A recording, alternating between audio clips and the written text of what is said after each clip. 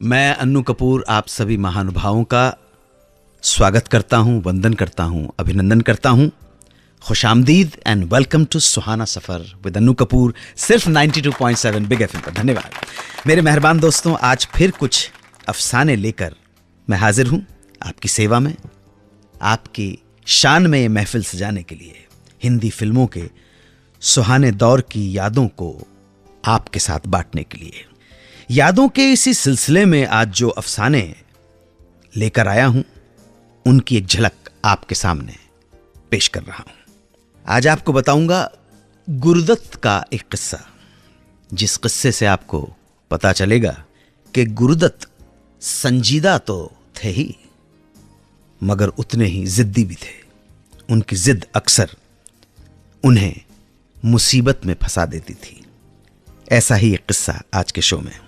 आज बात करूंगा उस गीत की जिसके बारे में बरसों तक लोग ये समझते रहे कि इस गीत को लता मंगेशकर के साथ उनकी बहन उषा मंगेशकर ने गाया है, मगर सच्चाई ये नहीं थी। तो सच्चाई क्या थी, इसका खुलासा भी आज की महफिल में। सुलक्षणा पंडित के बारे में भी बात करेंगे। वो गायिका बनते बनते बन गई नायिका। और भी बहुत सारे किस्से हैं।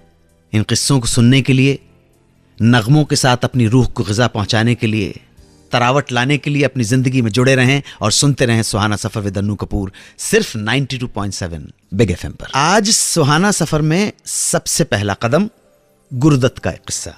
गुरुदत्त खामोश तबीयत के इंट्रोवर्ट आदमी, लेकिन अंदर से एक जिद्दी बच्चा मौजूद था।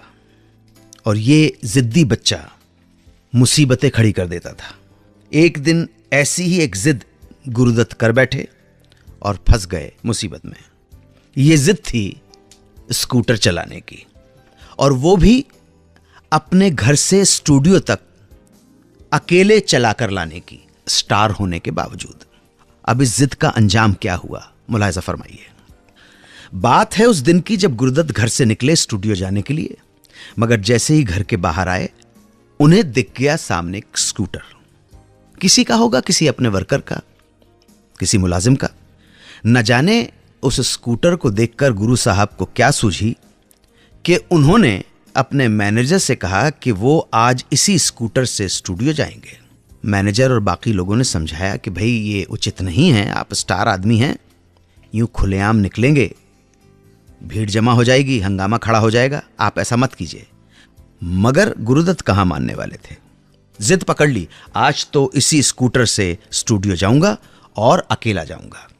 तुम लोग फिक्र मत करो, मैं बीच में कहीं भी रुकूंगा ही नहीं, सीधा स्टूडियो पहुंचूंगा। अगर किसी ने पहचान भी लिया तो कोई फर्क नहीं पड़ेगा, भर्राटे के साथ स्कूटर चलाता हुआ निकल जाऊंगा।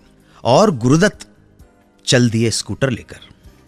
लेकिन गुरुदत्त के निकलते ही मैनेजर ने ड्राइवर को उनके पीछे कार लेकर रवाना कर दिया। अगर कोई प्रॉब्लम हो जाए तो वो संभाल ले। गुरुदत्त को इस बात की बिल्कुल भनक नहीं थी। अपनी जिद और धुन में स्कूटर सवार उड़े चले जा रहे थे। 2-4 चौराहे क्रॉस हो गए बिना किसी रुकावट के। लेकिन एक जंक्शन पर उन्हें ट्रैफिक सिग्नल की वजह से रुकना पड़ गया। जब तक सिग्नल रेड से ग्रीन होता तब तक लोगों की नजर गुरुदत्त पर पड़ गई। गुरुदत्त जैसे स्टार को यूं पास में अकेला देखकर लोग उनकी तरफ बढ़ने लगे। 1 से 2, 2 से 4, 4 से 10। कुछ ही मिनटों में गुरुदत्त के स्कूटर पर होने की खबर आग की तरह फैल गई और लोगों का हुजूम, एक बड़ा हुजूम अपने चहेते स्टार को देखने के लिए सिग्नल पर टूट पड़ा। चारों तरफ से गुरुदत्त लोगों से घिर गए, ट्रैफिक जाम हो गया और गुरुदत्त के होश उड़ गए। समझ में नहीं आया कि भीड़ से कैसे बचें। भीड़ बेकाबू होती चली जा रही थी, धक्का मुक्की होने लगी। गुरुदत्त के लिए लोगों को संभालना इतना मुश्किल हो गया कि पसीने छूट गए उनके, दिल की धड़कन तेज हो गई। मैनेजर ने जिस ड्राइवर को इनके पीछे भेजा था, अचानक भीड़ को चीरते हुए उसने एंट्री ली। अपने ड्राइवर को देखकर गुरुदत्त की जान में जान आई और वो ड्राइवर बड़ी मुश्किल से भीड़ से बचाता हुआ उन्हें कार की तरफ लेकर भागा। अब गुरुदत्त तो किसी तरह वहां से निकल गए, मगर उनका वो स्कूटर अब भी वहीं सिग्नल पर लटका हुआ था। ड्राइवर ने गुरुदत्त से कहा कि साहब आप कार से स्टूडियो पहुंचिए, मैं स्कूटर लेकर आता हूं। इस तरह गुरुदत्त की जिद भारी पड़ गई। इस दिन के बाद उन्होंने कसम खा ली कि आइंदा वो अकेले तो क्या, दुकेले भी कभी बाहर नहीं जाएंगे। चुपचाप शरीफों की तरह कार से आएंगे और चुपचाप कार से ही वापस चले जाएंगे। वापस आकर सुनाऊंगा दो भाइयों की कहानी, कल्याण जी, आनंद जी की कहानी। कल्याण जी भाई के जाने के वक्त घटी एक घटना। आप सुनते रहें सुहाना सफर विद अन्नू कपूर, सिर्फ 92.7 बिग एफएम पर। सुनते रहिए रेडियो का number 1 show Suhana suffer with Annu Kapoor, सिर्फ 92.7 बिग एफएम पर।